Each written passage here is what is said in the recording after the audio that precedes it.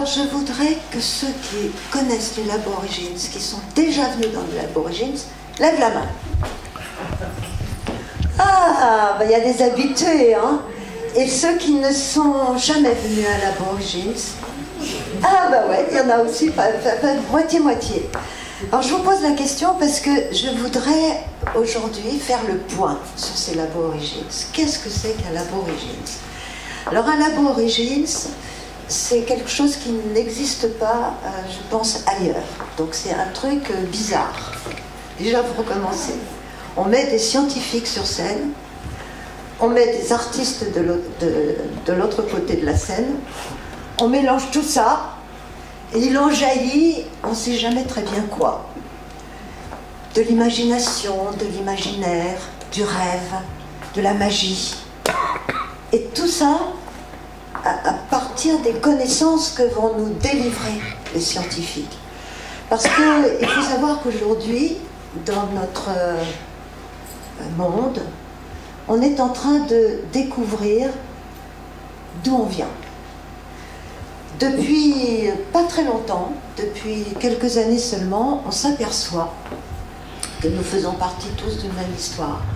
Une histoire qui a commencé il y a 13 milliards 700 millions d'années. Et que cette histoire continue à se poursuivre, et que tout ce qui existe autour de nous est un petit morceau de cette histoire. Une histoire qui va encore se continuer. Donc nous sommes à un point précis, chacun d'entre nous, de cette histoire.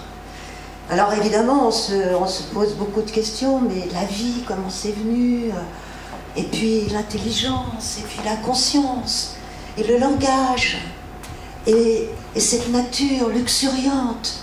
Comment est-ce que, à partir de particules élémentaires, il y a 13 milliards 700 millions d'années, toute cette organisation a pu se faire? Il a fallu tout ce temps pour en arriver à tout ça, tout ce qu'on vit. Et le fait d'arriver à comprendre tout ça, ben, qu'est-ce qu'on découvre? C'est qu'on est tous liés par une même histoire. Qu'on est les frères, les cousins du moustique, de l'éléphant, de l'arbre, de la fleur, et puis de tous nos frères et sœurs humains, évidemment. Alors c'est ce message-là que les Laborigines cherchent à délivrer, mais en sachant que effectivement toute la science qu'il y a derrière tout ça est parfois très complexe. Quelquefois, on ne comprend rien. Vous allez peut-être vous en apercevoir ce soir. Il y a franchement des scientifiques, on ne les comprend pas. Mais ce n'est pas parce qu'on ne les comprend pas qu'il ne faut pas entendre ce qu'ils cherchent à nous dire.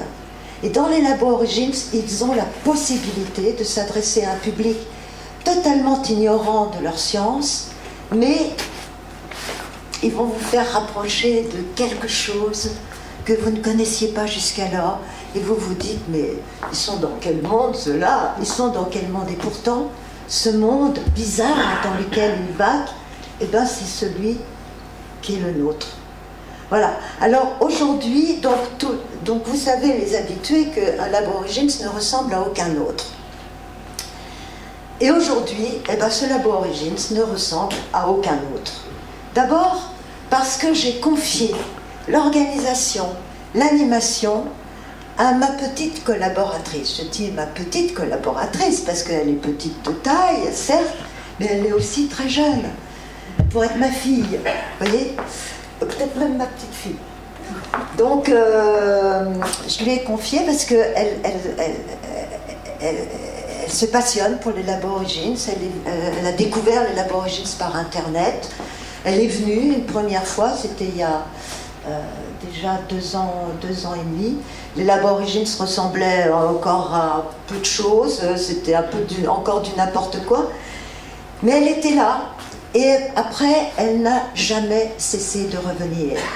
Et moi, j'apercevais ce visage mais on ne s'était jamais véritablement parlé. Et puis, un jour, il y a pratiquement 1 an, elle est venue me voir et elle m'a dit « J'aimerais bien travailler avec vous ».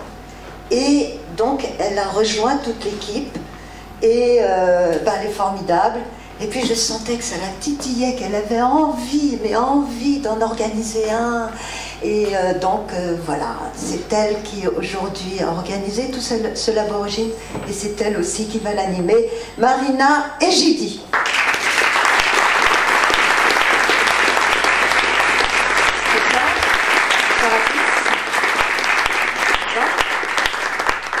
Bonsoir Marie-Odile. Qu'est-ce que ça te fait de sentir un public? C'est la première fois que ça t'arrive, une expérience? Je suis à la fois heureuse et impressionnée d'être devant vous. Ouais. Mais voilà, alors pour une nouvelle expérience. Qu'est-ce qui t'a donné tellement envie d'organiser, d'animer un Laborigine? Lorsque j'ai découvert les labos, ça a fait vibrer en moi quelque chose d'assez fort, qui rejoignait cette soif d'art et de savoir, et de comprendre comment ces deux choses pouvaient résonner ensemble pour nous permettre de comprendre à la fois des découvertes scientifiques complexes, le monde dans lequel nous vivons, mais également de mieux nous comprendre nous-mêmes en tant qu'êtres humains, dotés d'une sensibilité et d'un pouvoir de connaissance tout à fait extraordinaire. Voilà. Voilà. Donc, tu es prête? Donc je suis prête pour cette nouvelle expérience. Une nouvelle expérience permise. T'as le trac? Un peu. Oui, bon. Une nouvelle expérience qui est permise par cette carte blanche que m'accorde dans toute sa bienveillance Marie-Odile. Et pour ça, je voudrais déjà la remercier chaleureusement. Merci Marie-Odile.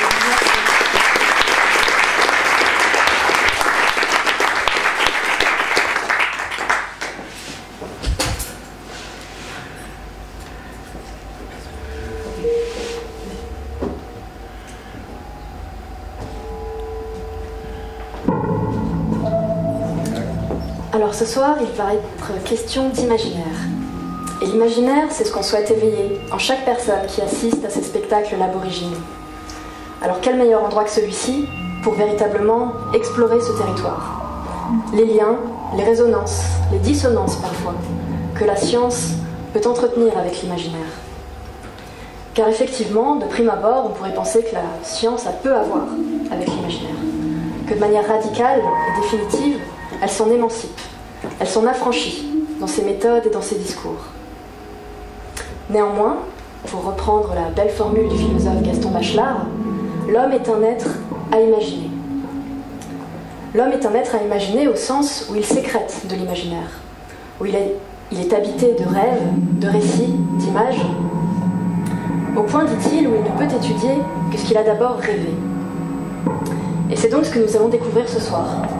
Qu'en notre esprit d'homo sapiens, rien n'est véritablement étanche, que la raison et l'imagination s'engendrent, se nourrissent mutuellement, s'enchevêtrent et se conjuguent en une dynamique commune, nous permettant de saisir tout à la fois le réel du monde et notre propre réalité. Alors pour vous raconter cette belle histoire, je souhaiterais accueillir et vous présenter 3 personnalités. Tout d'abord, le mathématicien Stéphane Dubovsov.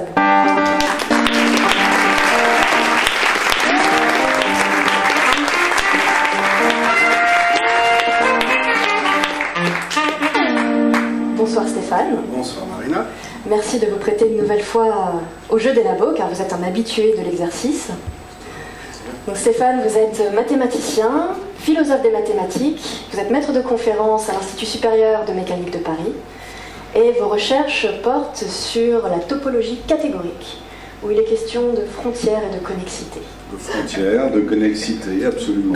Ça fait 15 ans que je travaille sur ce thème qui se révèle plein de dynamiques inattendues, mais je vous en dirai un peu plus tout à l'heure. Très bien, donc nous allons découvrir ça ce soir. Je vous remercie, vous pouvez vous installer. Accueillons maintenant notre deuxième intervenant, Serge Brunier.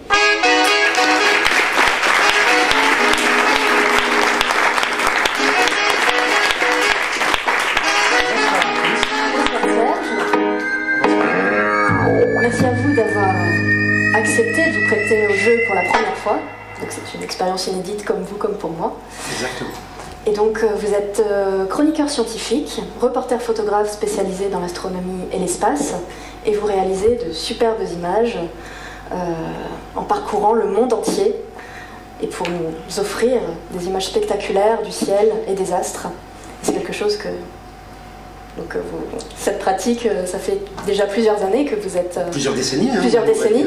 Voilà, vous avez collaboré avec Marie-Odile pendant... Pas loin de 50 ans, en fait. Pas loin de 50 ans. Vous avez Marie-Odile pour réaliser des chroniques scientifiques à la radio pendant 17 ans, je crois. Du côté des étoiles. Du côté des étoiles. Donc c'est là aussi une belle complicité entre... Et on avait besoin d'imaginaire, hein, puisqu'on parlait d'image, bien sûr, mais à la radio. Donc, voilà. Pour moi, la radio, c'est le plus beau média pour faire des images. C'est ça qui permet le mieux, pour le coup, de faire jouer son imagination pour donner de l'image aux gens. D'accord. Et bien, vous allez nous dire ce soir comment tout ça a travaillé en vous pendant ces années. Et bien sûr, le maître de cet imaginarium créé pour vous ce soir, l'artiste plasticien, vidéaste et compositeur Niels Tornander. Bonsoir.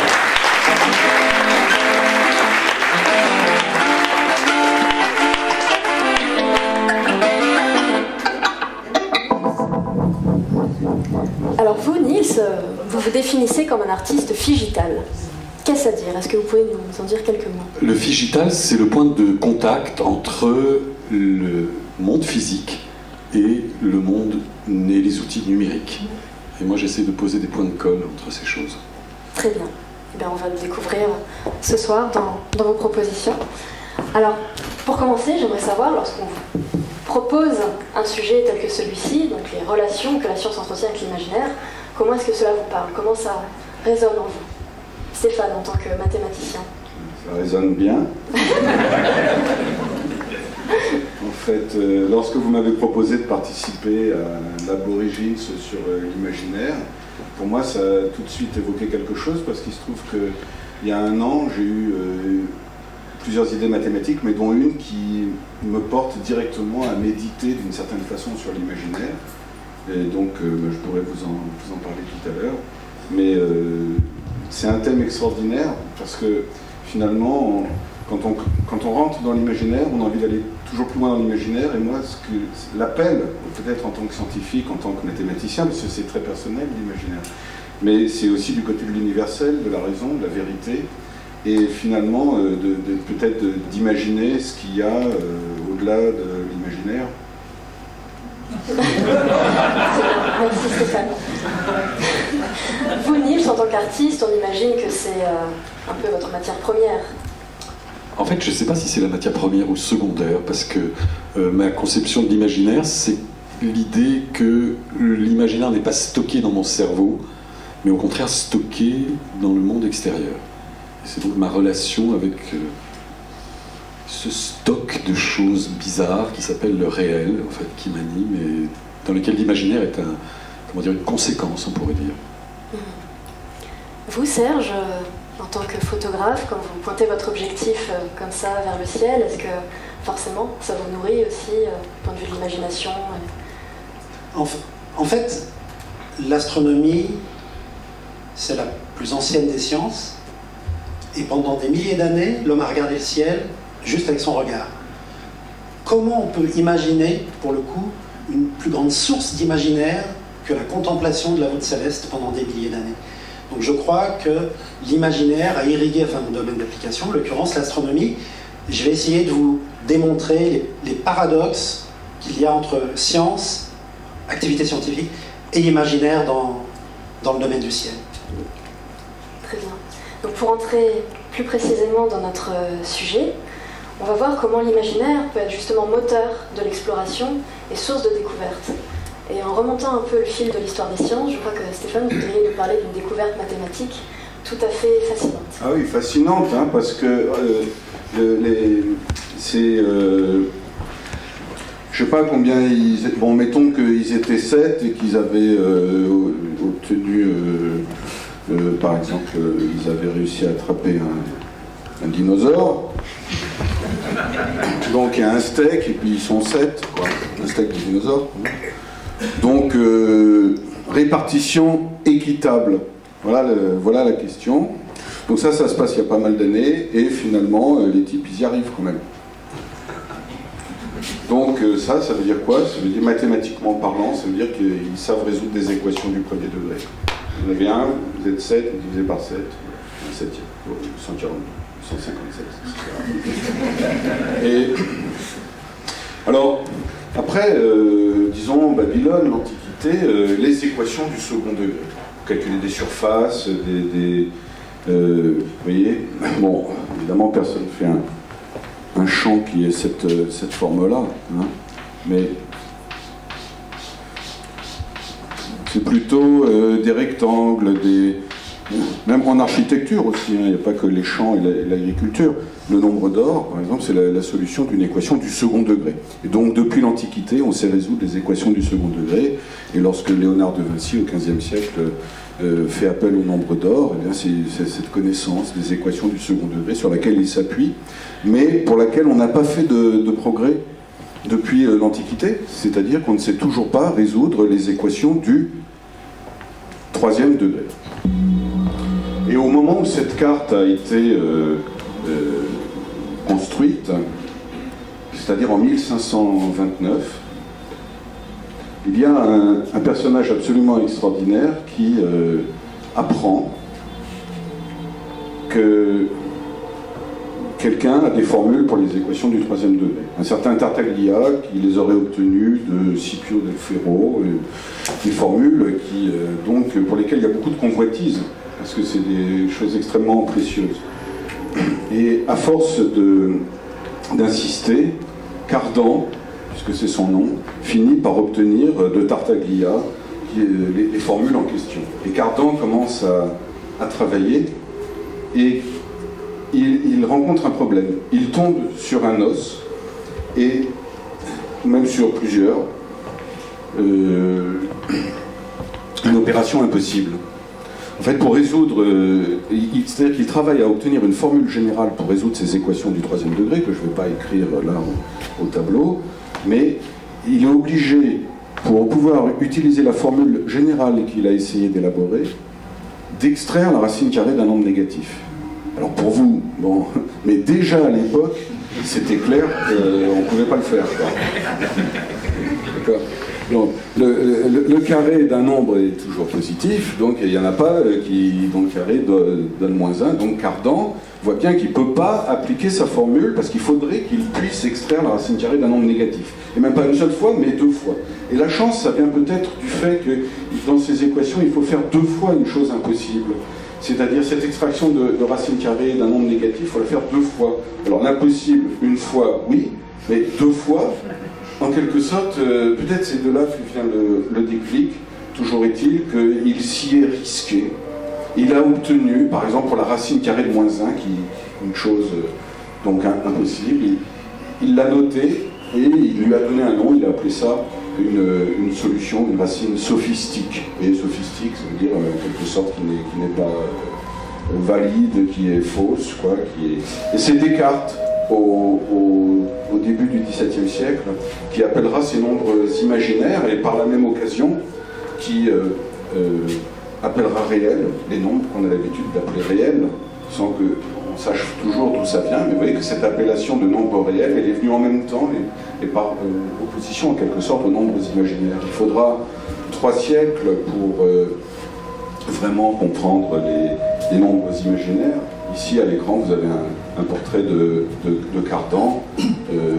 C'est vraiment un personnage extraordinaire. Sur la carte la carte du monde qui était là avant, vous voyez, il y avait le nouveau monde. Et bien Cardan va découvrir un nouveau monde en même temps que les explorateurs, un monde peut-être plus intérieur, un monde et en même temps universel, celui de ces mathématiques. Vous voyez aussi les signes du zodiaque, enfin on ne les voit pas très bien, mais c'est vraiment l'univers, c'est vraiment un homme de la Renaissance, et extrêmement brillant. C'est-à-dire, c'est pas, franchement, je peux vous dire, c'est pas un biopic d'1h30, c'est une série avec plusieurs saisons, sans problème sur Cardan.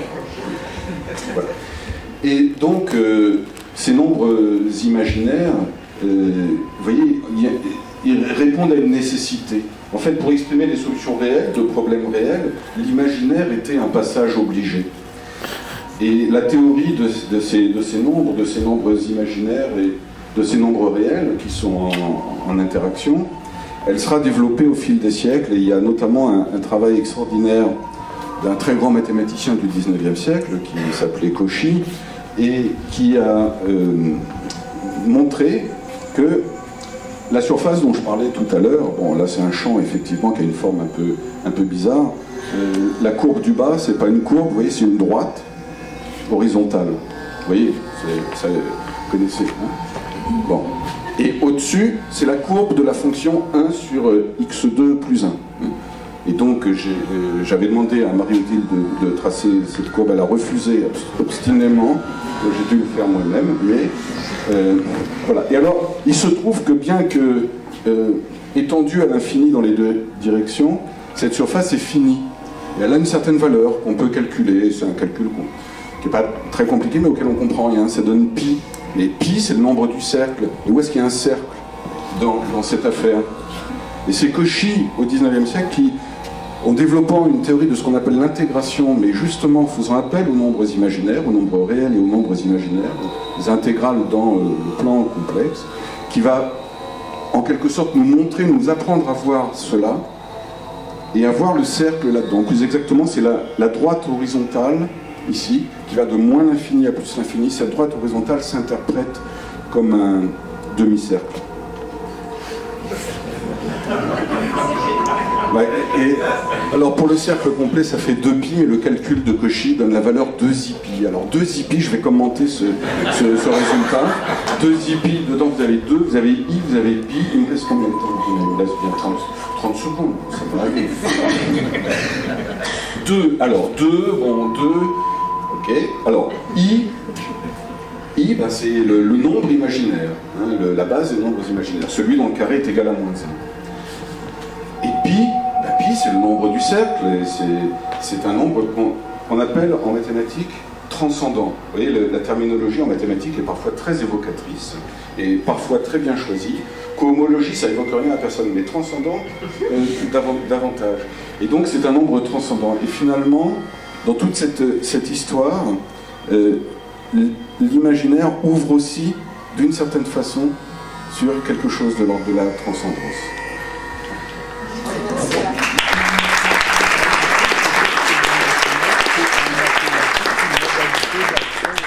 Alors Stéphane, comment comprendre cette efficacité des mathématiques et notamment de l'imaginaire pour résoudre des problèmes justement du monde réel, du monde physique? Comment ce contact s'établit? Ça fait un peu penser aux expériences de pensée, pour le coup, aux expériences de pensée de la Renaissance. Galilée et ses successeurs. Absolument. Les expériences de pensée, l'exploration comme ça d'un imaginaire. Leibniz parlera de fiction utile par rapport aux imaginaires. La réponse à votre question, Marina, c'est que en fait, les équations satisfaites. Bon, alors, combien de temps j'ai? Pas très longtemps. I au carré est égal à moins 1. Si j'y ajoute 1, ça fait 0. Vous voyez, cette équation, en fait, elle est curieuse, mais elle est extrêmement simple. Donc, un objet comme I est peut-être quelque part impensable, mais il répond à des calculs très très simples. Et c'est la simplicité de ces calculs qui explique, au fond, l'ubiquité et le fait qu'effectivement, en science, on va retrouver partout les nombres imaginaires.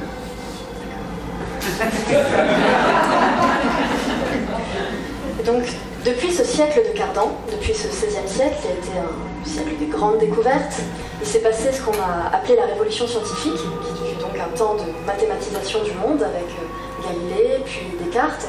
Et c'est aussi un temps où on s'est pris à rêver un univers infini et à une pluralité de mondes. Et une pluralité de mondes habitée d'une vie pouvant ressembler à la nôtre.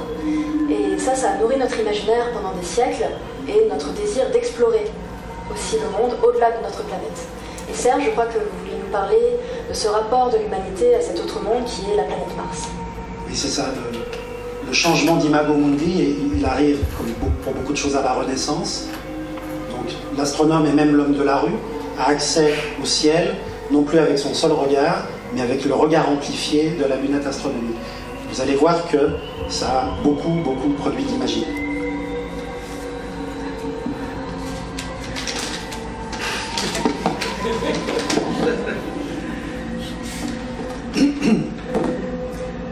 Ils habitaient une maison en piliers de cristal, au bord d'une mer vide, et tous les matins, on pouvait voir Mrs. K manger les fruits d'or qui poussaient au mur de cristal, ou nettoyer la maison avec des poignées de poudre magnétique, qui, après avoir attiré toute la poussière, s'envolait dans le vent chaud. L'après-midi, quand la mer fossile était chaude et inerte, les arbres à vin immobiles dans la cour, la lointaine petite ville refermée sur elle-même et nul habitant ne mettant le nez dehors, on voyait Mr. K lui-même, dans sa chambre, lire un livre de métal aux hiéroglyphes saillants qu'il effleurait de la main, comme on joue d'une harpe.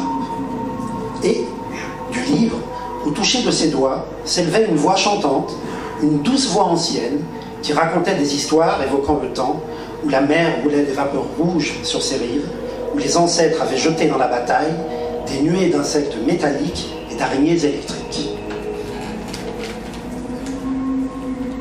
Voilà, l'imaginaire c'est ça. Le texte que je viens de vous lire, le sublime Chronique martienne de Ray Bradbury, écrit en 1955, on est en imaginaire et pourtant, quelque part, ce conte se veut d'une certaine manière un conte scientifique parce qu'il a été nourri pendant 4 siècles, et depuis Galilée, par ça.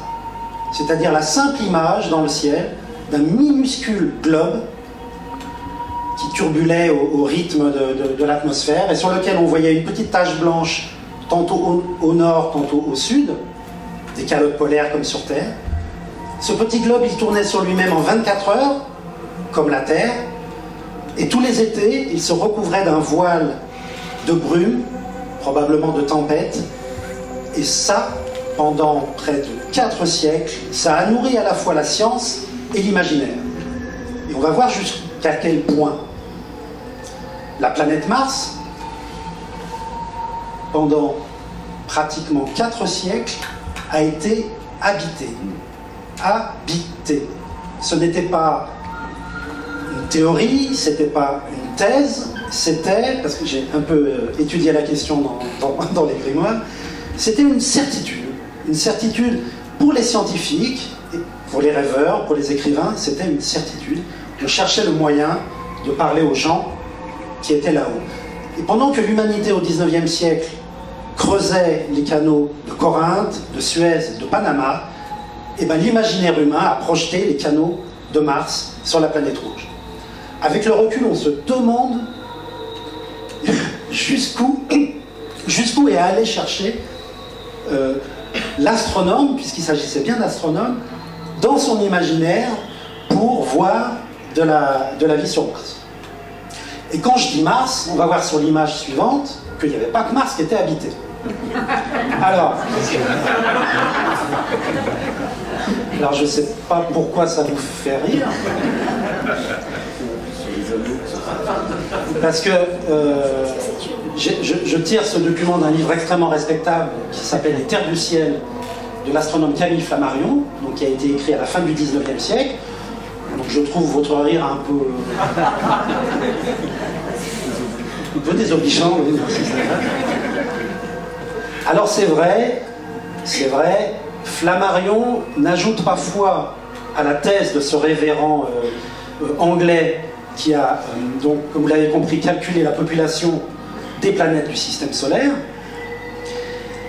Mais quand on lit Flammarion et tous ses contemporains, même s'ils trouvent que peut-être c'est excessif d'imaginer 8 milliards 141 millions 900... Qu'est-ce que je raconte 8 000 milliards 900... 8 trillions, c'est ça 8 je sais pas quoi, 141 milliards 963 millions 826 000 habitants sur Saturne. Même Camille Flammarion, qui avait beaucoup d'imagination, pensait que peut-être il y avait... Allez, soyons raisonnables, que la planète elle-même qui était habitée, il ne faut pas exagérer. Mars, c'était une évidence. Vénus, c'était une évidence. À l'époque, on imaginait que c'était une sorte d'Éden. Bon, enfin, vous avez compris le message. Alors, quand j'ai découvert ce livre, il y a quelques années, donc livre qui a été écrit pour la première édition, je crois, en 1884, qui a été réédité, ça a été un best-seller pendant une vingtaine d'années, ça m'a interpellé, parce que j'ai trouvé les planètes de Camille Flammarion finalement infiniment plus amusantes, plus riches, plus excitantes que les planètes actuelles que explorent les sondes de la NASA.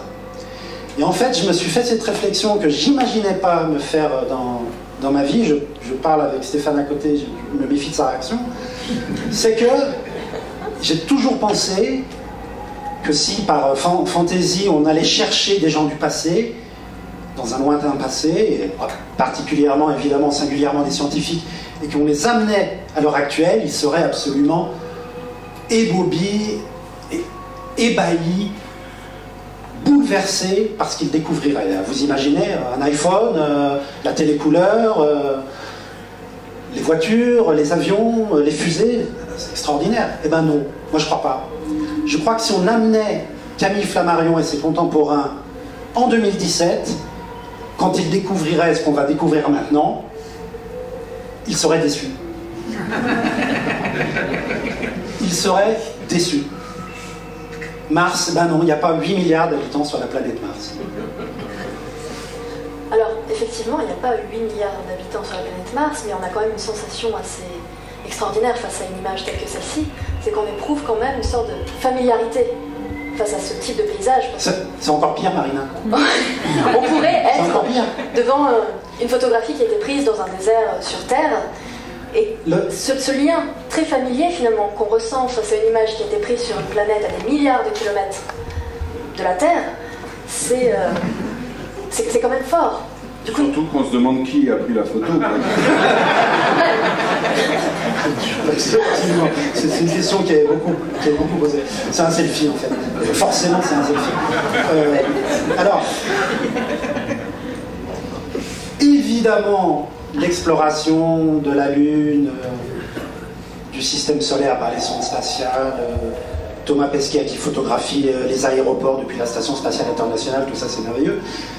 Mais il n'empêche, Camille Flammarion et les astronomes du 19 et du 20e siècle, ils découvriraient dans tout le système solaire des déserts.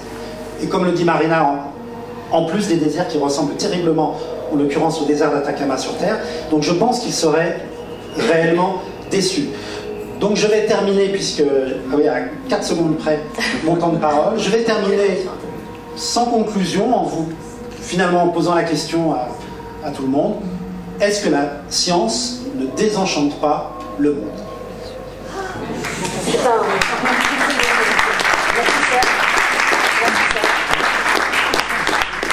Alors pour poursuivre l'exploration et ce désir de découvrir toujours de nouveaux mondes, de nouvelles dimensions, en soi et hors soi, je crois que ça c'est quelque chose qui traverse votre travail, Niels.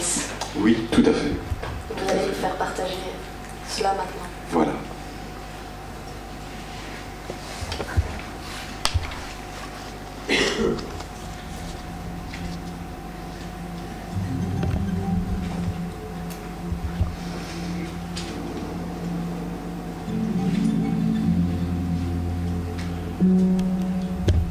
Je considère que l'imaginaire commence à la surface du corps, qu'il s'étend à l'univers entier en s'éparpillant entre toutes les choses visibles et invisibles qui s'y trouvent. Cet imaginaire engendre un flux d'ondes sonores et lumineuses qui, en pénétrant le cerveau, me donne à voir et à entendre toutes ces merveilles qui ne sont pas moi. J'appelle continuum l'espace multidimensionnel dans lequel s'effacent les frontières, délimitant strictement les domaines, les pratiques, les catégories et les définitions. Mon travail se réalise dans ce volume structuré comme un langage dont j'explore la syntaxe inconnue à chaque nouvelle création. J'emploie tous les moyens disponibles afin d'établir des relations entre la texture d'une peinture et le timbre d'un instrument, entre un dessin et un mot, entre une pensée et sa mélodie. Cette potentielle synchronicité d'éléments disjoints est le cœur de ma conception esthétique. Mon travail est fondé sur l'invasion réciproque d'une multitude de niveaux de réalité se déversant les uns dans les autres. Par exemple, la musique qui est jouée à l'instant superpose des tempos différents qui engendrent une sensation particulière de l'écoulement du temps.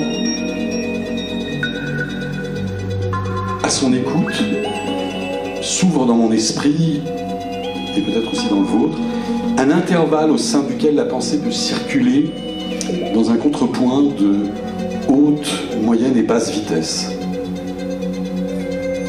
Aux ondulations sonores qui dessinent des figures mentales plus ou moins fugaces répondent des ondes lumineuses qui, à des fréquences très supérieures, clignotent dans le cerveau comme des intuitions à lune d'un parc.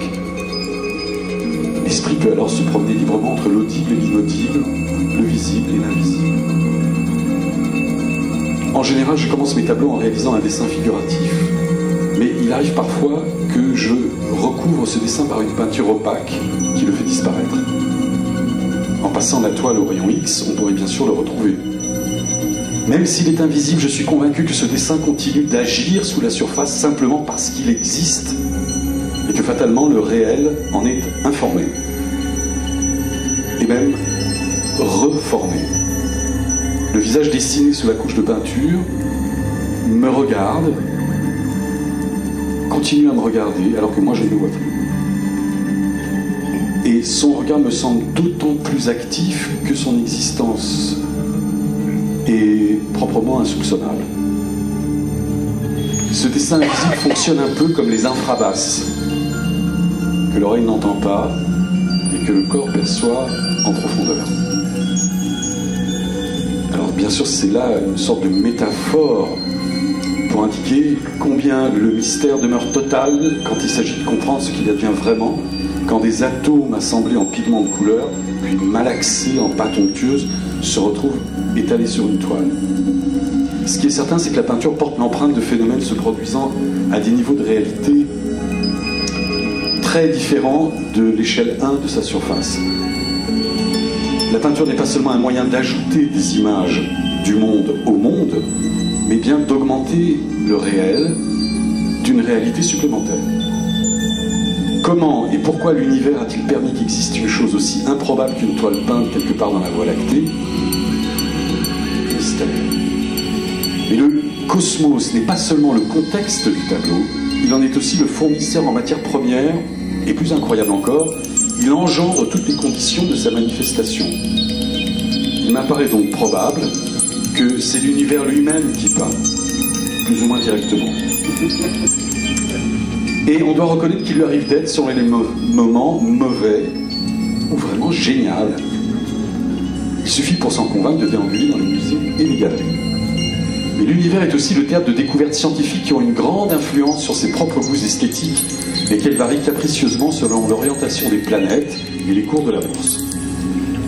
L'empilement complexe de réalités de nature absolument exotiques les unes aux autres constitue le millefeuille désormais banal de notre vie actuelle. Ainsi, les étages cellulaires, moléculaires et atomiques se superposent dans l'esprit de celui qui subit un IRM à l'hôpital, mais ne l'empêchent nullement, dès qu'il en sort, de poursuivre une existence joyeuse dans laquelle la mesure du monde se fait en millimètres, centimètres, mètres et kilomètres s'il est grand voyageur. Et en années-lumière, s'il s'agit d'un astronome, ou même en Angström, si c'est un Suédois qui peint des miniatures. Nous nageons tous tels des saumons agiles entre ces différents niveaux, remontant ou descendant continuellement les paliers d'un présent souvent hilarant, comme lorsque vous parlez à votre smartphone, directement au satellite qui vous entend et vous comprend, et simultanément à votre enfant qui, à l'autre bout du fil, ne vous écoute même pas. Je vais vous montrer un petit film racontant comment j'ai peint mon dernier tableau il y a quelques semaines. Cette peinture s'appelle The Good News, en français la bonne nouvelle. Quelle est donc cette bonne nouvelle? C'est tout simplement que cette œuvre a mis très longtemps avant d'apparaître, puisque c'est ma plus récente, soit une attente d'environ 13 798 milliards d'années. Je ne l'attendais pas sous cette forme, mais pour être franc, sous aucune autre. En tenant compte des différences énormes de dimensions et des conséquences que celles-ci ont sur le comportement de la matière, ce sont les mêmes forces qui sont en action dans la formation des galaxies et dans la fureur des particules élémentaires qui animent mon bras, ma main et mes yeux lorsque je peins. Une peinture peut se créer comme une étoile explose et s'explorer comme on survole un monde inconnu. Un tableau est une parcelle de l'univers et représente donc à ce titre quelque chose d'aussi instructif qu'un morceau de météorite tombé du ciel. Il paraît qu'en France, un peintre ne devrait jamais parler de son travail. Je crois qu'il s'agit là d'un écho de la peur ancestrale chez certains artistes français de déplaire à Louis XIV, que personnellement j'adore, et dont je suis à peu près certain que c'eût été réciproque. Mais à Rome, fait comme les Romains, donc plutôt que de parler de ma peinture, je vais vous la psalmodier. Voici Je peins.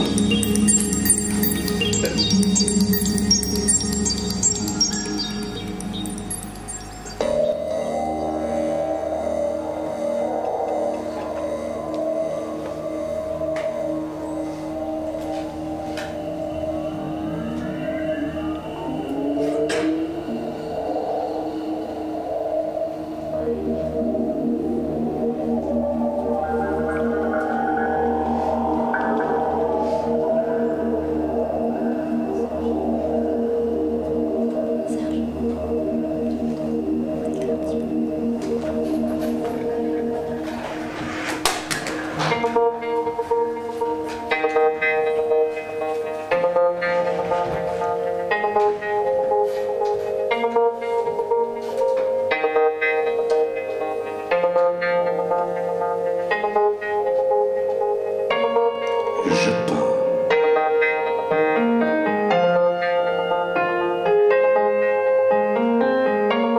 J'étale. Je mesure.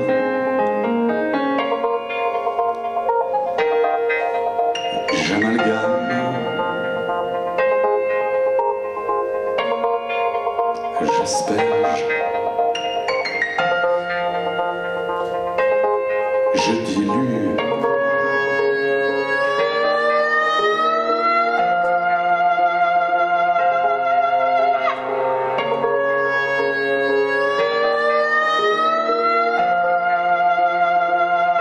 J'y suis.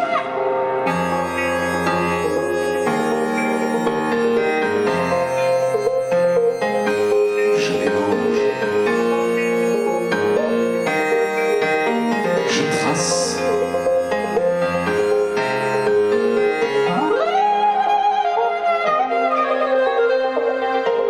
Je modèle.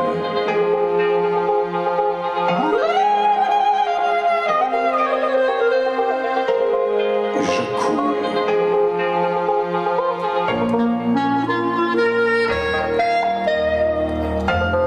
Je balaie.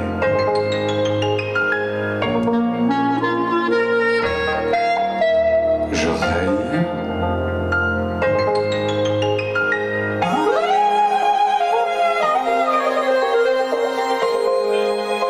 J'ondule.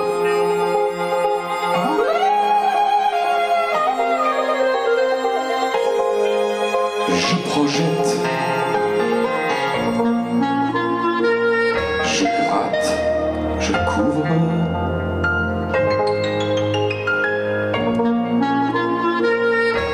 Je gratte. Je couvre.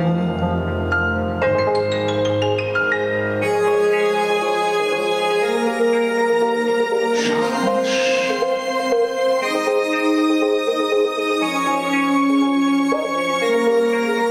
Je ruisselle. Je recule.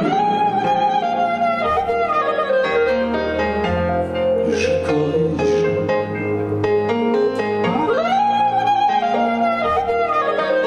J'efface. J'efface.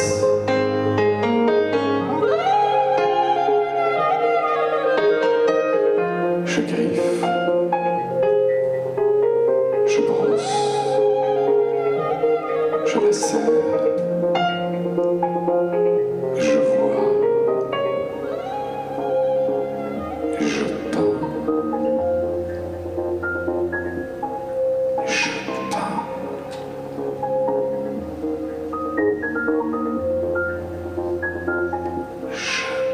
peins.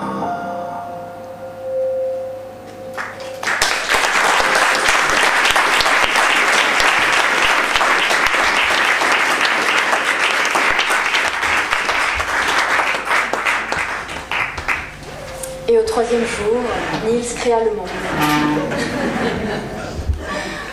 Merci Niels.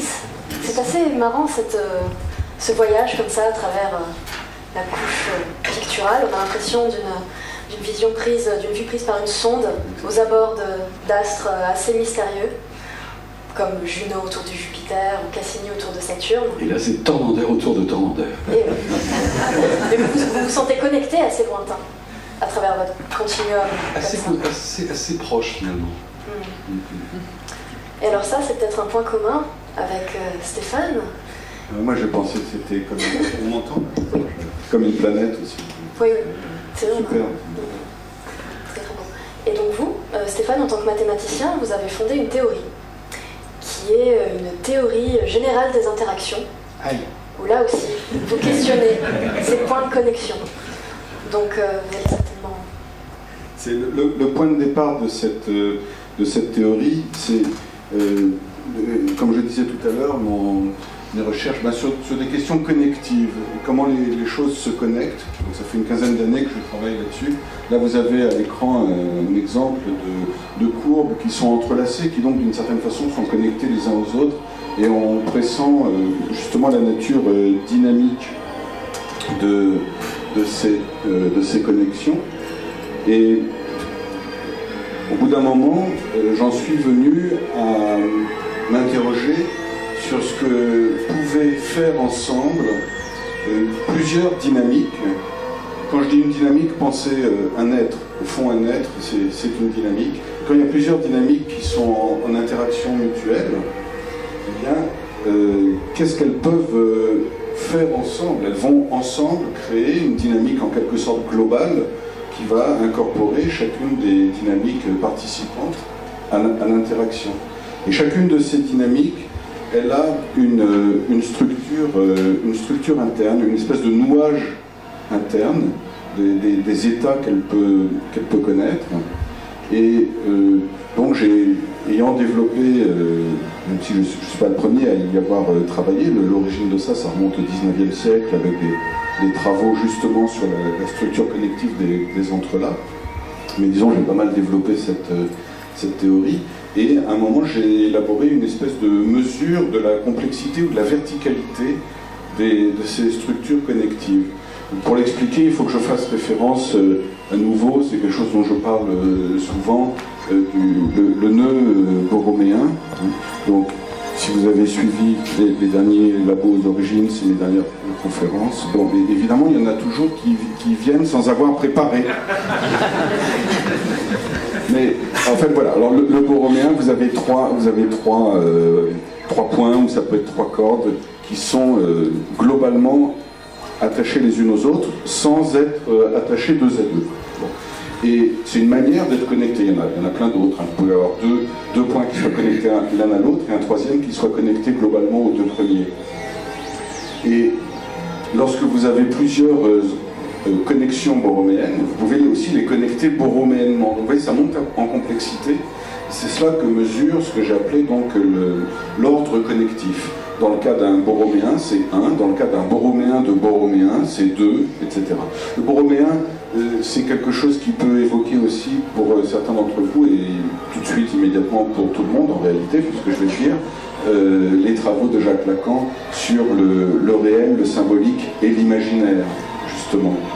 Alors, voilà, à un moment, je me suis rendu compte que pour que plusieurs dynamiques en interaction produisent ensemble une dynamique globale qui les intègre, mais qui en quelque sorte élève le niveau de complexité de façon à ce que ce que chacune apporte se trouve intégré dans la dynamique globale de manière constructive et en fonction de la structure connective de l'interaction elle-même. C'est-à-dire que chaque être a sa complexité interne, son nouage interne, et l'interaction entre les différents êtres est également porteur d'une forme de nouage. Alors comment se nouent ces relations? Eh bien, j'ai réalisé que un outil que j'avais dû laisser de côté pendant assez longtemps, et qui s'appelle le produit cartésien, le produit cartésien des espaces connectifs. En fait, bon, si j'en parle avec des amis mathématiciens, eux, ils sont catégoriques. Ils vous disent, bah si, c'est le bon produit, le produit cartésien. Mais j'avais un problème avec le produit cartésien que je vais vous expliquer ici au tableau. C'est que, vous voyez par exemple, si je prends le point de coordonnées 2, 2, et puis le point de coordonnées 3, 3, mettons qu'on est dans une situation où on considère que 2 est connecté à 3 parce que c'est juste à côté. Bon, bah alors, voilà, mais 2, 2 et 3, 3, par rapport à une opération mathématique fondamentale qui s'appelle l'addition, on va faire le calcul tout de suite. Donc 2 plus 2, ça fait 4. 3 plus 3, ça fait 6. Bon, bah 4 et 6 ne sont pas connectés l'un à l'autre. Vous voyez, l'addition, une opération aussi simple que l'addition, déconnecte, en quelque sorte, déconnecte les choses, alors que l'exigence était quand même raisonnable, a priori. Et ça, c'est un effet du produit cartésien. Et donc, cartésien, ça vient de Descartes, dont on a déjà parlé tout à l'heure, si vous vous souvenez bien. Et d'ailleurs, quand on dit cartésien, par exemple un esprit cartésien, ou voilà, mais ici, cartésien, ça veut dire un peu fantaisiste quand même, parce que si l'addition n'est pas cohérente avec le produit cartésien, vous voyez, c'est que c'est pas l'addition qui est fantaisiste, là, c'est le produit cartésien. Donc je je l'avais écarté il y a une bonne dizaine d'années et j'ai plus pensé à ce produit cartésien. Je l'ai laissé de côté. Et lorsque j'ai regardé l'ordre connectif des structures globalement créées par les différents participants, j'ai vu que ça montait en verticalité sur ce que Pierre Cartier, grand mathématicien, appelle parfois une échelle de Jacob. Eh bien, il fallait à nouveau que je fasse appel à ce produit cartésien. Parce que le produit que j'utilisais, un produit monoïdal, c'est classique au fond, il y a plein de bonnes propriétés, il donne lieu à des choses comme ça. Ça, c'est connecté. Là, vous avez un participant avec ses états, là, vous en avez un autre, et les deux ensemble produisent un espace. Mais s'ils sont 3, s'ils sont 7, s'ils sont 10 000, c'est pareil, une infinité même.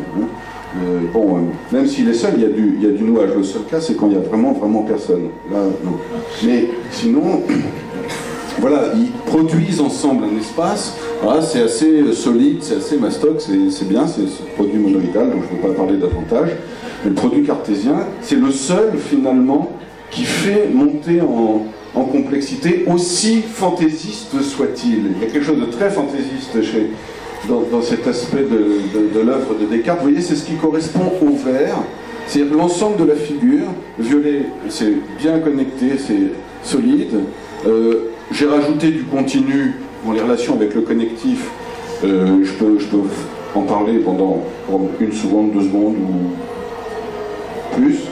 Mais avec l'imaginaire, la forme de connexion paraît là, pour le coup, vraiment fantaisie. C'est un prolongement du 2-2 et 3-3 de tout à l'heure. Vous voyez que ce qui est vert est totalement connecté. Pourquoi? Parce que si vous le projetez verticalement, si vous le projetez horizontalement, ça apparaît comme tel.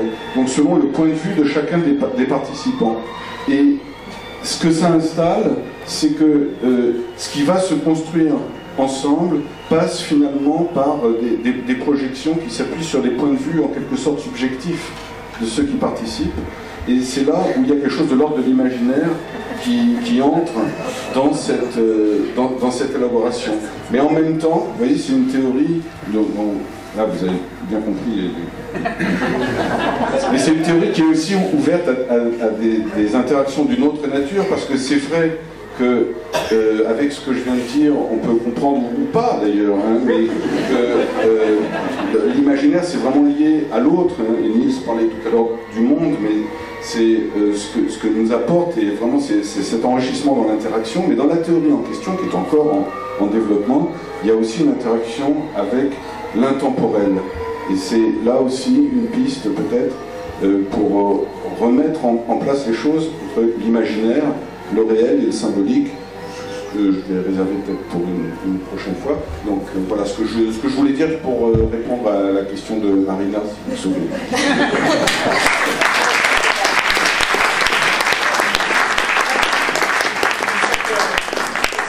Assez probant. Niels, ça vous fait réagir sur cette question des interactions? Magnifique. Oui. Magnifique. Vous avez compris? Rien, mais quelque chose de l'amour. Il n'y a pas besoin de le comprendre. Mais vous avez tout senti? J'ai tout senti. Parfait. Serge? J'ai quand même l'impression, du point de vue purement mathématique, hein, quand on regarde le diagramme que tu nous as montré, qu'il y a aussi une influence, pas seulement de Descartes, il y a une influence des Shadocks aussi.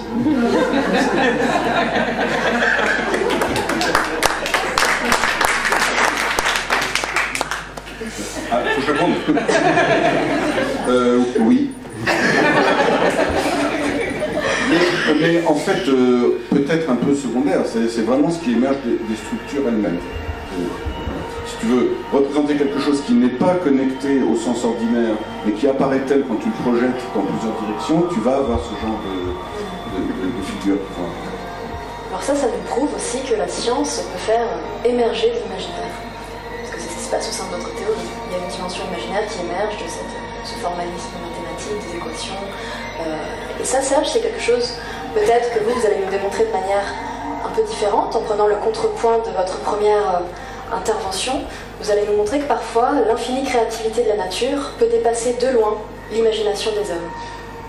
C'est exactement ça. Je vous ai laissé tout à l'heure avec une question en suspens, que je vais reposer du coup. Est-ce que la science désenchante le monde? Avec l'exemple que je trouvais quand même assez fort et un peu définitif du système solaire. Et pour prendre le contrepoint de ce que je disais tout à l'heure, je vais reprendre l'exemple du système solaire. Donc, vous avez sur cette image vraiment canonique, hein, qui est dans les atlas, dans les livres scolaires depuis pratiquement 2 siècles, toutes les planètes du système solaire, et cette architecture a toujours semblé absolument naturelle, scientifiquement assurée, depuis vraiment, encore une fois, plus d'un siècle en fait, une architecture qui est fondée sur le fait qu'à côté du Soleil s'étaient formées 4 petites planètes que vous reconnaissez, hein, dont la Terre et Mars, des petites planètes rocheuses, très denses. Au-delà de ces planètes s'étaient formées 2 immenses planètes de gaz extrêmement légères, donc Jupiter et Saturne, parce qu'il y avait, pour des raisons physiques extrêmement simples à comprendre, qu'il ne m'intéresse pas de détailler ce soir, parce que ce n'est pas vraiment l'objet de mon intervention. Et puis, en dehors, vers la fin du système solaire, des planètes un peu hybrides, un petit peu ratées, dont tout le monde se fiche un peu, Uranus et Neptune, qui était un hybride des deux. Neptune est quand même bien réussi, je crois. Elle ressemble beaucoup à Uranus, mais elles intéressent personne. La NASA les a visitées qu'une seule fois. Elles ne sont pas regardées au télescope. Enfin bon. Et tout ça, toute cette architecture semblait encore une fois extrêmement naturelle. Le Soleil donc était à gauche et avait créé tout ça. Bon. Là, l'imaginaire, pour le coup, des scientifiques a été totalement pris en défaut, parce que cette structure du monde était totalement fausse. Alors, pour l'illustrer, on va voir l'image suivante, mais qui est purement illustrative. C'est juste pour indiquer de manière imagée, pour le coup, que cette image du système solaire extrêmement bien construit, et cette image absolument universelle, aussi universelle que la fameuse gravitation de Newton, était universelle uniquement pour une raison que va comprendre Stéphane, c'était qu'on avait un exemple. Oui, ça j'aime bien. Voilà. Un exemple, c'était le système solaire. Donc il avait une certaine cohérence tout seul, si je puis dire. Le problème, c'est qu'on imaginait que l'univers entier était probablement peuplé d'une infinité d'autres mondes et d'autres systèmes. Et c'est ce qu'ont découvert, mais alors immense stupéfaction, les astronomes. En réalité, tous les autres systèmes que l'on découvre dans l'univers sont totalement différents du nôtre. Et en fait, le paradoxe, c'est que notre système solaire, que l'on imaginait canonique, est en fait une espèce d'ornithorynque de la galaxie. On ne sait pas encore pourquoi, on ne sait même pas encore si c'est vrai, parce que l'échantillonnage de découverte est encore à créer. Mais pour le dire en 2 mots, depuis 25 ans que l'on découvre d'autres systèmes solaires dans la galaxie, on découvre une infinité et une diversité absolument ahurissante qui n'a absolument pas été prévue par les astronomes. Et pour ceux d'entre vous qui aiment la science-fiction, ce qui est encore plus amusant, et on en revient à l'imaginaire, ça n'a pas été prévu du tout non plus par les auteurs de science-fiction qui avaient pourtant toute liberté, évidemment, pour créer les mondes qu'ils voulaient. Eh ben non. Les auteurs de science-fiction ont fait comme les scientifiques, ils ont projeté la science dans le ciel, la science de l'époque, la connaissance de l'époque dans le ciel, et ils ont projeté dans le ciel des systèmes solaires comme le nôtre. Le monde réel n'est pas comme ça, on découvre des systèmes solaires d'une infinie diversité. Alors maintenant je vais vous proposer une petite expérience immersive qui va nous ramener à l'imaginaire avec l'image suivante.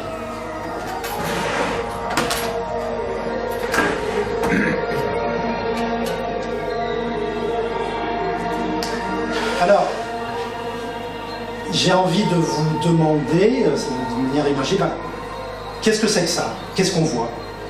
Qu'est-ce qui se passe? En fait, cette image, on peut la lire de toutes sortes de manières différentes.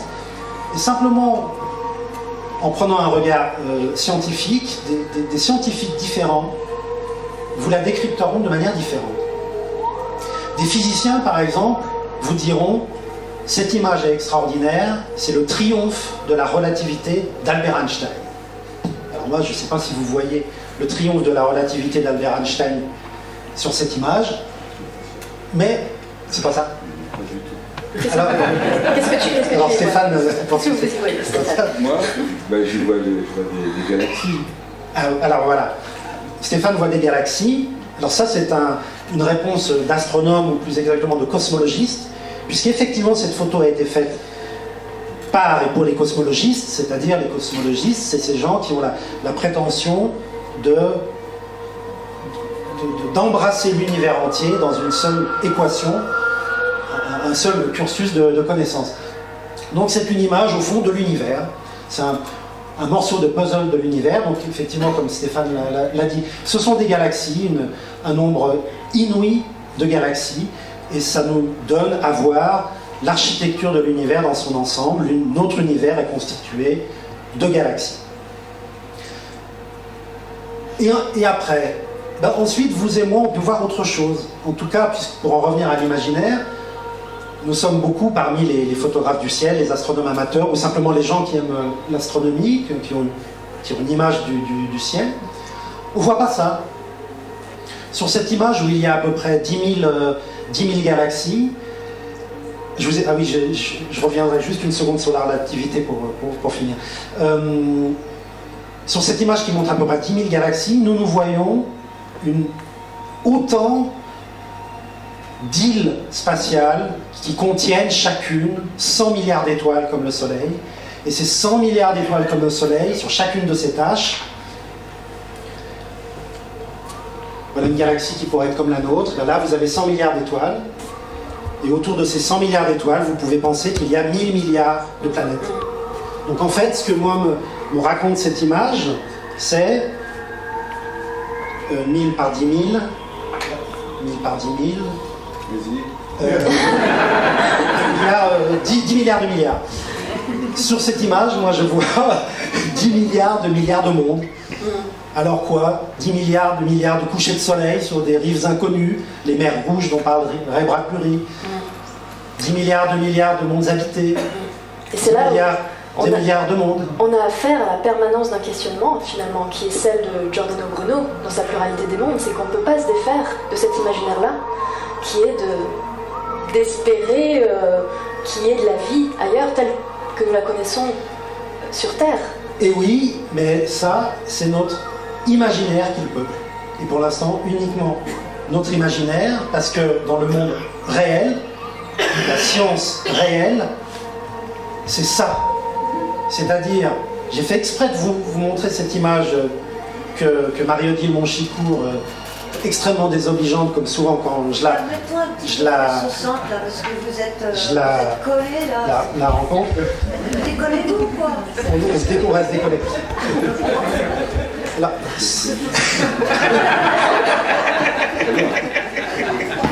Ça va là, Marie-Odile?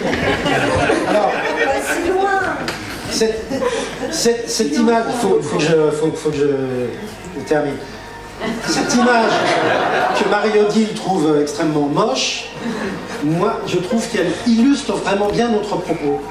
Parce que les milliards et les milliards de planètes dont on parle dans les journaux, dont on parle à la télévision avec des belles images en 3D qui nous montrent effectivement des couchers de soleil sur d'autres mondes, en réalité, ces milliards de planètes, ce ne sont actuellement pour les astronomes, les scientifiques, que des points sur des courbes. Et Stéphane serait horrifié si je lui disais qu'en plus, toutes ces courbes viennent d'analyse de Bayer, c'est-à-dire que pour la moitié, comme c'est toujours le cas avec les mathématiciens, elles sont fausses. Donc, voilà. L'imaginaire... Je préfère ne rien dire. Non, c'est une manière de dire que souvent, en plus, ces planètes n'existent pas, ce sont simplement des artefacts de calcul. Les mondes dont on nous parle, ce sont des points sur des courbes. Donc, c'est là que je trouve, moi, intéressant, c'est cette tension entre des images comme celle d'avant, qui était absolument magnifique, que les astronomes nous offrent, et puis la crudité de la science, qui est faite de bits d'informations, et qui nous parle d'autres planètes, de mondes habités, de peut-être d'autres civilisations dans l'univers, et qui, au fond, actuellement, avec leur télescope géant, ne voient que des points sur les courbes. Non.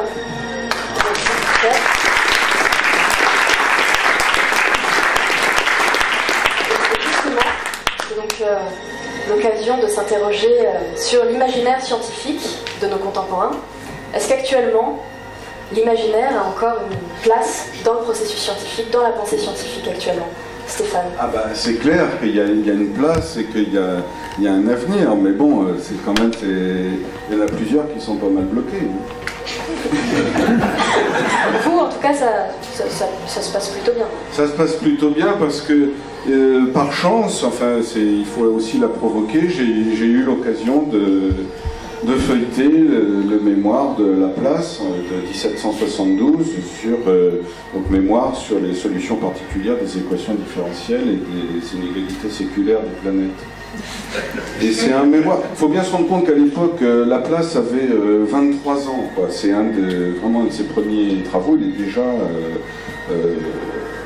tout de suite en correspondance avec Lagrange. Bon, donc on ne va pas essayer de savoir qui. Voilà. Mais enfin, le mémoire, dans ce mémoire-là, ce qui est extraordinaire, c'est que Laplace parle donc des solutions particulières des équations différentielles. Ça n'a absolument pas le même sens que quand on parle aujourd'hui de. Enfin, pas tout le monde, hein, mais quand on parle de solutions particulières d'équations différentielles, c'est pas le même. Non, pour lui, c'est des solutions, on pourrait dire, très particulières. Et il fait remonter le thème à Euler, qui dans un article, un mémoire sur les quelques paradoxes du calcul intégral, parle de ça. En réalité, on sait que ça remonte plus loin, ça remonte à Leibniz. Et ces solutions particulières, elles sont de ce genre-là. Oui. J'ai tracé ici quelques courbes qui constituent une famille, qui sont, bon, peu importe, ce sont des solutions d'équations différentielles.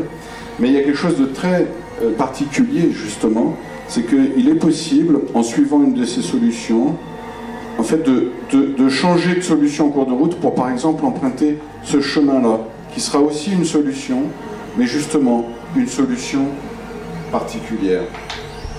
Et dans le même mémoire où il travaille sur ces solutions particulières de certaines équations différentielles, eh bien, Laplace est amené, en fait, par association d'idées, à appliquer quelque chose qu'il découvre là. Ce qu'il découvre, c'est le fait de changer. Si vous voulez, chaque courbe est une trajectoire. Vous suivez une trajectoire, mais en fait, vous changez de trajectoire au fur et à mesure où vous vous déplacez. La possibilité de changer de trajectoire en cours de route, c'est ce qui va lui inspirer ce qu'on appelle depuis, c'est comme ça qu'il l'appelle, la méthode de la variation des constantes. Et ça, c'est absolument génial comme nom, hein. Variation des constantes. Est-ce que, enfin, vous imaginez les perspectives que ça ouvre, l'idée de faire varier les constantes? Ça ne varie pas une constante? Ben voilà, une constante, ça ne varie pas. Par exemple, vous avez par exemple un type qui est assis là, il est là, bon, puis il reste là constamment, par exemple. Vous voyez? Bon. Parce que si vous faites varier les constantes, ben, peut-être d'une façon ou d'une autre, il va se passer quelque chose d'imprévu. Par la suite, Laplace sera, quelques années plus tard quand même, disons 25 ans plus tard, il sera ministre de l'Intérieur de Bonaparte. Donc il aura choisi... Il y a des mathématiciens parfois qui choisissent la politique, mais ça peut être bien. Bon, plus tard, Laplace, avec Cauchy, sera pas très... Bon. Mais ce que je voudrais souligner, c'est cette ouverture, en fait. C'est vrai que on a oublié beaucoup des choses qui sont sous-jacentes à cela. Ce qui est sous-jacent à cela, en fait, c'est qu'il y a des failles énormes dans notre vision parfois trop fermée du monde. Mais ce qui est sûr, c'est que, parce que par la suite, Laplace utilisera beaucoup la méthode de variation des constantes, mais plus du tout les solutions particulières. Mais ça va être développé, là encore, on entre dans des perspectives qui sont tout à fait celles de Leibniz et qui seront alors vraiment bien développées par Lagrange avec le calcul variationnel, mais qui donnera au XXe siècle l'analyse fonctionnelle. L'idée, c'est que la réalité, la solution des problèmes que vous vous posez va trouver place dans un espace qui sera beaucoup, beaucoup plus vaste que celui qui correspond à cette réalité. On a besoin de beaucoup... C'est exactement comme si, par exemple, vous voulez vous déplacer sur cette ligne, mais non pas comme je le fais là, avec une scène, et puis là j'ai un espace de, bon, je sais pas, disons 2 mètres de sécurité, mais que par exemple il y ait juste 5 cm et que ce soit des apics de 5000 mètres à gauche et à droite. Ça va être beaucoup plus difficile. Donc on n'en a pas besoin de cet espace. On a absolument besoin de ce dont on n'a pas besoin, si vous voulez. On a besoin de beaucoup plus d'espace que l'espace dont on a besoin. Et c'est vraiment, comme dit souvent un ami à moi, finalement, l'univers, c'est une réalisation, il est dans un certain état, mais si vous prenez la virtualité, on parle aussi de travaux virtuels hein, en physique, bon, si vous prenez cette infini, c'est au-delà de l'univers. C'est-à-dire que vous pouvez considérer, lui il dit souvent, l'univers est comme un point qui se déplace dans l'infini, en allumant des incendies à chaque nouveau lever du jour. C'est exactement ça, en fait.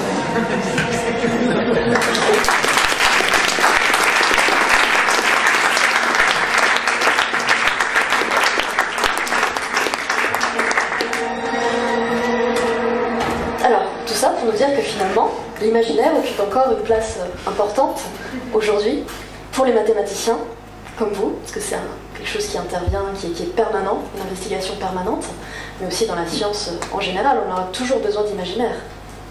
Oui, et il y a d'un point de vue épistémologique, en fait, comme je dis souvent, l'imaginaire, qu'est-ce que je dis souvent? En fait, la seule chose que je dis souvent, c'est comme je dis souvent, mais le reste, non. Donc il y a l'imaginaire qui nous porte, il y a l'imaginaire que la science dans son développement nous apporte, et puis par exemple dans ce que j'évoquais tout à l'heure, mais évidemment il n'y a pas de neuroscientifique avec nous, mais ce soir, je veux dire, mais on pourrait en imaginer un. Eh bien, ce qu'il cherche à faire, ça peut être aussi une science de la vie psychique, donc aussi de l'imaginaire. Donc il y a aussi il y a la science de l'imaginaire, il y a l'imaginaire qui porte la science, il y a la science qui porte l'imaginaire, il y a la question de la science de l'imaginaire, et en fait c'est un entrelacement permanent entre toutes ces dimensions. Vous, Serge, c'est notre rapport à la technique qui vous interroge. Oui, par rapport à mon questionnement de ce soir sur l'imaginaire, oui. En fait, il y a quelques semaines, je vous ai dit que j'allais faire une petite expérience pour cette soirée. Et j'ai eu de la chance, la météo s'y est prêtée. Je suis parti passer sur une montagne de Haute-Provence, sous un très très beau ciel. Passer donc une nuit d'automne avec la galaxie d'Andromède, qui est une des beautés du ciel. Et donc j'ai photographié pendant toute une nuit cette galaxie en pensant à notre soirée pour essayer de vous montrer comment l'imaginaire va s'incruster dans des actes techniques extrêmement précis et extrêmement nus, j'ai envie de dire, et vous allez voir où je veux en venir. Alors, il faut que je vous explique, que vous compreniez où va se cacher l'imaginaire dans ma petite expérience. Voilà une photographie donc, de la galaxie d'Andromède, hein, que vous connaissez tous, qui est la sœur jumelle de la Voie lactée, à 2,5 millions d'années-lumière de la Terre, et qui est peuplée, comme notre galaxie, de 100 milliards d'étoiles. Ça, c'est pour vous donner un peu le contexte. Et ce que vous voyez sur la photo, c'est l'équivalent à peu près dans le ciel d'une main tendue en surface, à peu près, un peu plus petit, mais bon, ça vous donne un peu une idée. Bien entendu, à l'œil nu, vous ne voyez rien. Et donc, avec mon appareil photo du commerce, et juste pour les photographes qui sont dans la salle, juste avec un téléobjectif de 300 mm de focale, j'ai pris cette photographie, alors, écoutez bien, c'est important, dont le temps de pause est de 30 secondes. 30 secondes. Donc, voilà une image du ciel, de cette galaxie, posée pendant 30 secondes. Toute la nuit, j'ai refait la même expérience, c'est-à-dire que toute la nuit, c'est une image, disons que pendant 6 heures d'affilée, j'ai repris des images identiques, absolument identiques, toutes posées 30 secondes, rigoureusement identiques, et vous vous doutez bien que cette galaxie qui mesure 100 000 années-lumière de diamètre et qui se trouve à 2,5 millions d'années-lumière de chez nous, pendant une nuit entière et pendant des pauses de 30 secondes, elle n'avait rigoureusement ni bougé, ni changé d'aspect, ni quoi que ce soit. Donc, maintenant, je vous ai bien expliqué le contexte. Maintenant, vous allez voir le résultat de la fusion de toute une nuit de temps de pause de 30 secondes.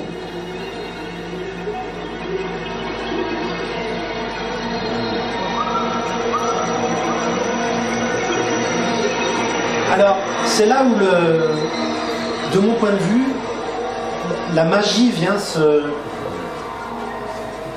s'immiscer dans les actes techniques. Alors, j'ai pris un exemple évidemment personnel parce que c'est plus intéressant en tout cas pour moi, mais l'expérience dont je vous parle, tous les astronomes professionnels du monde la font depuis 25 ans. Ça n'a rien de particulier ce que j'ai fait. Tous les observatoires font pareil, ils font ce que je viens de vous dire, un temps de pause très court, et ils fusionnent 800 minutes. Et ce qui est extraordinaire, c'est ce paradoxe qui est que tout le monde sait qu'en additionnant des photos les unes sur les autres, des photos absolument identiques, hein, j'insiste, on obtient une image infiniment plus riche, parce que si on revient, on peut s'amuser à faire un aller-retour avec la photo précédente, je ne sais pas si on peut à la régie. Voilà. Alors, je ne sais pas si c'est ce que vous voyez dans la salle, mais en tout cas, moi, ce que j'essaie de montrer, c'est vous avez un fond gris un peu, gris verdâtre, c'est le fond de ciel, donc c'est la limite de la photo. Il y a du bruit, hein, l'équivalent du grain photographique de l'époque où on faisait des pellicules. Et maintenant, on passe à la fusion, et on a ça. Et si vous mesuriez ce qui se passe dans les deux photos, vous vous rendriez compte que sur la deuxième photo, il y a infiniment plus d'informations. Beaucoup plus d'étoiles, beaucoup plus de matière dans les nébuleuses. Et pourtant, c'est la même image fusionnée 800 fois. Alors, les astronomes qui seraient dans la salle hausseraient les épaules et ils diraient « mais oui, c'est normal, l'image de la galaxie a été additionnée 800 fois, et par contre, les fluctuations du bruit électronique de l'appareil photo et les fluctuations de l'atmosphère terrestre qui sont aléatoires, elles ont été diminuées, effacées par l'addition des photos. » Et ça, c'est ce que, évidemment, tous les photographes numériques savent. Sauf que, on va voir si ça marche avec la photo suivante, parce que je ne suis pas sûr. Voilà. Sauf qu'on part de ça. Ça, c'est la photo originale. Vous voyez, on voit que ce que les scientifiques appellent du bruit. On ne voit que du bruit. Et comment de l'information sur les étoiles se cache dans ce bruit, on va le voir sur la photo suivante, j'espère. Voilà. Pourquoi toute cette matière apparaît? Pour moi, ça reste de la magie. Je fais ça depuis longtemps. Mes collègues astronomes font ça depuis longtemps. Et si on sait tous que chaque image contient 64 bits d'informations par couche de couleurs, etc., etc., etc., je trouve qu'il y a de la magie à savoir que dans une photo où on ne voit pas, il y a quelque... on pourrait revenir à ce que disait Niels tout à l'heure à propos de son portrait caché sous sa peinture. Je trouve que ça relève de ça. C'est-à-dire que pour moi, c'est pas du deuxième degré, hein, je vous le dis vraiment sincèrement. À chaque fois que je fais cette expérience, je vois mes 700, 800 photos rigoureusement identiques. Et je les vois défiler sous Photoshop. Et à chaque fois, je me dis, mais je ne vois que le bruit. Et au final, l'addition de l'image donne quelque chose qui n'existe pas, qui surgit de... Je ne sais pas d'où en fait. Et pour moi, l'imaginaire, il se cache par là. Dans ce bruit. Et je crois, en fait, en venant ici tout à l'heure, je me disais, au fond, l'imaginaire des scientifiques, il est là. Il n'est pas dans la belle photo que vous voyez de Hubble, du télescope spatial Hubble, ou des grands télescopes qui vous montrent des galaxies, des nébuleuses extrêmement belles, etc. Je crois que pour eux, l'imaginaire, il se situe dans le bruit. Dans cet endroit où on ne voit rien, et où ils essayent de faire... Voilà, on reste sur cette... Où ils essayent de faire émerger de l'information. Alors je vais en avoir fini, je vous montre cette photo. c'est un agrandissement extrême d'une petite partie de la galaxie d'Andromède que je vous ai montré donc sur les images précédentes. Vous voyez des étoiles qui sont très floues, bien sûr, puisque j'ai agrandi l'image énormément, et vous voyez là une sorte de brouillard. Et quand vous pointez le télescope spatial Hubble sur cette même région de galaxie, voilà ce qu'il voit. Une infinité d'étoiles. Donc ce brouillard qu'on voit dans les galaxies, vous le savez tous bien sûr, ce sont des étoiles. Mais ce qui est encore plus vertigineux, c'est de se dire que cette quasi-infinité d'étoiles qu'on voit sur cette image, chaque grain est une étoile. Chaque point lumineux est une étoile, mais en réalité, chaque étoile de cette photo en cache 1000. Chaque étoile de cette photo cache 1000 étoiles.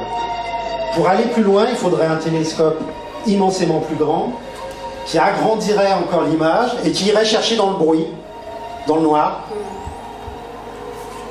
les 400 milliards d'étoiles de la galaxie d'Andromède, alors que le pauvre télescope spatial Hubble n'en a photographié que 400 millions. Et moi, sur ma photo, j'en ai photographié une vingtaine.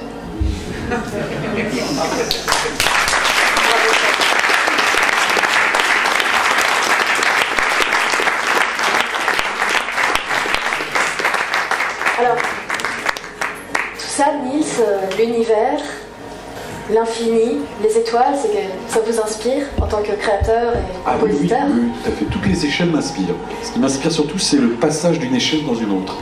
Très bien. La continuité, le continuum. Et je crois que, pour terminer ce labo, vous voudriez nous entraîner non plus dans un tour de magie, mais dans un tour de manège, Tout à fait. qui néanmoins n'en est pas dépourvu. Alors c'est parti.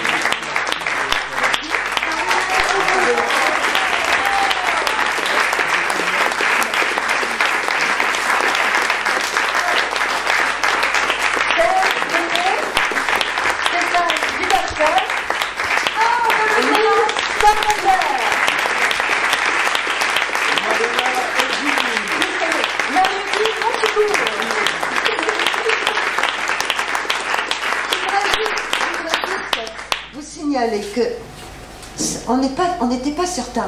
Tu étais caché, vous étiez caché, pardon, derrière votre ordinateur, on ne vous voyait pas. On entendait votre voix absolument magnifique. Vous avez chanté en direct, on ne le voyait pas. Et vous avez toute la musique, tout l'accompagnement musical, c'était votre création en live, en direct. Donc on l'applaudit.